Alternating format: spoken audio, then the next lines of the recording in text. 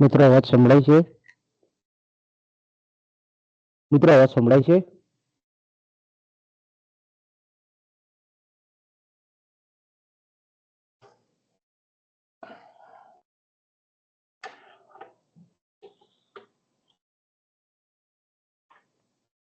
Okay, તો મિત્રો આપણે લાસ્ટ પીરિયડમાં ટીવાય બીએ ઇકોનોમિક્સ પેપર 17 જે એમસીક્યુ અને ખાલી જગ્યાઓની જે ચર્ચા કરેલી હતી, ઘણો લાંબો લેક્ચર હતો. એમાં અલગ અલગ સંદર્ભ ગ્રંથો અને વિદ્યાર્થીઓના પ્રતિભાવ જોતા 3 એમસીક્યુ અને એક ખાલી જગ્યામાં સુધારો કરવાની આવશ્યકતા હોય તો એ સુધારો નોંધી અને પરીક્ષામાં આ સુધારેલા પ્રશ્નોના જવાબો લખવા દરેક વિદ્યાર્થીઓને નમ્ર વિનંતી. તો મિત્રો આપણે લાસ્ટ ટાઈમમાં જોઈ ગયા હતા તે પ્રમાણે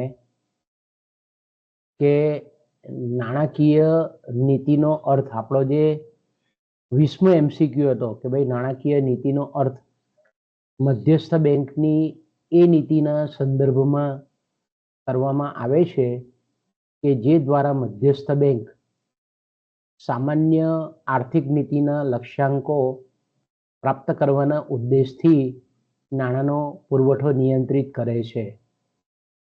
આ જે વ્યાખ્યા આપેલી છે એ અર્થશાસ્ત્રીનું નામ જણાવો. આપણને એક્ઝામમાં આ રીતનો પ્રશ્ન પૂછે બાળકો, તો આપણે એનો સાચો જે જવાબ છે એ છે હેરી જોન્સન છે. આપણે લાસ્ટ લેક્ચરમાં પોલ આયન્ઝિંગ લખેલું, પણ પોલ આયન્ઝિંગે એ નાણાકીય નીતિની થોડીક અલગ પ્રકારની વ્યાખ્યા આપેલી છે. પણ આ જે વ્યાખ્યા છે તે આપણને હેરી જોન્સને આપેલી છે.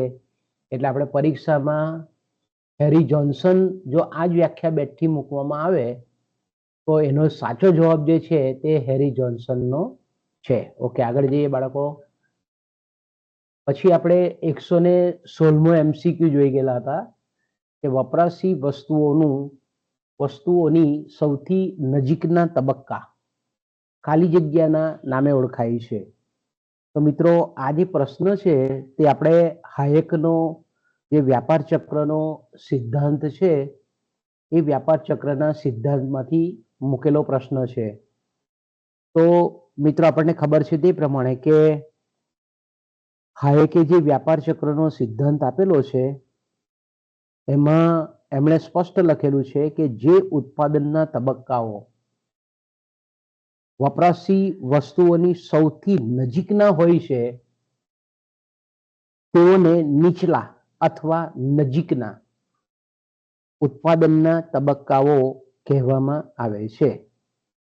એને શું કહેવામાં આવે છે? Lower or letter stages of production. એટલે આપણા આ એમસીક્યુનો જવાબ વપરાશી વસ્તુઓની સૌથી નજીકના તબક્કાઓ ખાલી જગ્યા તબક્કા તરીકે ઓળખવામાં આવે છે. આ તબક્કાઓને આપણે નીચલા અથવા નજીકના, આપણો જવાબ કયો આવશે બાળકો? આ આવશે સી આવશે જવાબ. એટલે આ તમારે કરેક્શન કરી લેવાનું. સાચો જવાબ છે આપણો નીચલા અથવા તો નજીકના. પરીક્ષામાં નીચલા શબ્દ અથવા તો નજીકનો શબ્દ મૂકેલો હોય તો તમારે નીચલા ઉત્પાદનના તબક્કાઓમાં એને આપણે આવરી લેવાનો છે. ઓકે, ત્રીજું કરેક્શન આપણું જે છે કે વપરાશી વસ્તુઓથી દૂરના ઉપલા ઉત્પાદનના તબક્કાને બીજા ખાલી જગ્યાના નામે ઓળખવામાં આવે છે. એટલે આપણને હાયક જણાવે છે તે પ્રમાણે કે જે ઉત્પાદનના તબક્કાઓ વપરાશી વસ્તુઓથી દૂરના હોય છે તેમને ઉપલા અથવા પ્રારંભિક અથવા દૂરના. હાયક આપણને શું કહે છે? વપરાશી વસ્તુઓની દૂરના તબક્કાઓ હોય છે તેને ઉપલા અથવા તો પ્રારંભિક અથવા દૂરના ઉત્પાદન તબક્કાઓ, જેને આપણે ઇંગ્લિશમાં કહીએ છીએ higher or earlier stages of production તરીકે ઓળખાવે છે. તો એનો મતલબ એવો થાય કે આ એમસીક્યુમાં આપણને બે ઓપ્શન આપેલા છે કે ભાઈ દૂરના, એક છે દૂરના અને બીજો જે છે તે પ્રારંભિક. એટલે આપણો જવાબ કયો આવશે બાળકો? બી અને સી આવશે. તો આપણે સુધારો કરી લેવાનો છે.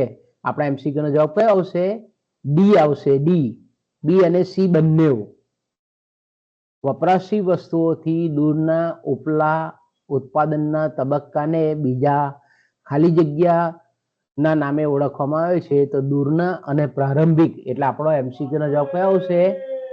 બંને આવશે. બી અને સી. ડી આવશે. ઓકે, આગળ જઈએ. છેલ્લું કરેક્શન આપણે જે જોવાનું છે તે કે મૂડીરોકાણ માટેની ધિરાણ ભંડોળની માંગ ખાલી જગ્યા હોય છે. અને ઘણા બધા અર્થ નીકળે છે, પણ એનો આપણે જો પર્ટિક્યુલર ચોક્કસ જો જવાબ લખવો હોય ખાલી જગ્યાના સ્વરૂપમાં, તો આપણે એમ લખી શકીએ કે મૂડી રોકાણ માટે ધિરાણની ભંડોળની માંગ કેવી હોય છે? વ્યાજ સાપેક્ષ હોય છે. વ્યાજ સાપેક્ષ હોય છે. એનો મતલબ શું થાય કે વ્યાજનો દર જો નીચો હોય તો ધિરાણ ભંડોળની માંગ વધારે થાય છે, અને વ્યાજનો દર જો ઊંચો હોય તો ધિરાણ ભંડોળની માંગ ઓછી થાય છે. એટલે આપણે એમ કહીએ કે ધિરાણ ભંડોળની મૂડીરોકાણ માટેની જે માંગ રેખા છે એ ડાબી બાજુથી જમણી બાજુ નીચે તરફ ઢળે છે. એટલે આપણે ખાલી જગ્યામાં શું લખવાનું છે? વ્યાજ સાપેક્ષ.